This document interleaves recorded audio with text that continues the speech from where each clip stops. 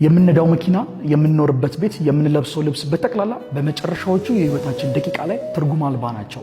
ከዘላለም አንጻር ህይወታችንን ስናየው እጅግ በጣም ኢምንት ነው።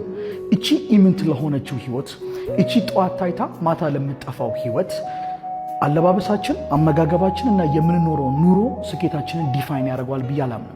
እውነተኛ ስኬት የምትረጋገጠው በመጨረሻዎቹ የህይወታችን ደቂቃ ላይ ነው። በሩጫው መስመር ላይ አሸናፊው የሚረጋገጠው በመጨረሻዎቹ ደቂቃዎች ብቻ ነው የሚሆነው። ምናልባት ሩጫው ሲጀመር ብዙዎች ፈጥነው ሊሮጡ ይችላሉ። ምናልባት በሩጫው መስመር ላይ ብዙዎች ትጥቃቸው እጅግ በጣም ያማረ ሊሆን ይችላል። አሸናፊው ግን የሚረጋገጠው በመጨረሻው ሰዓት ላይ ብቻ ነው።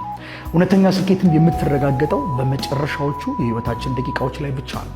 እያንዳንዱ ሰው ይህችን ምድር ለቆ ከመሄዱ በፊት ቢያንስ ለእያንዳንዱ ሰው እግዚአብሔር አምላክ ሶስት ደቂቃ ህይወታችንን ወደኋላ መለስ ብለን እንድናይበት እንደሚሰጠን ይሰማኛል።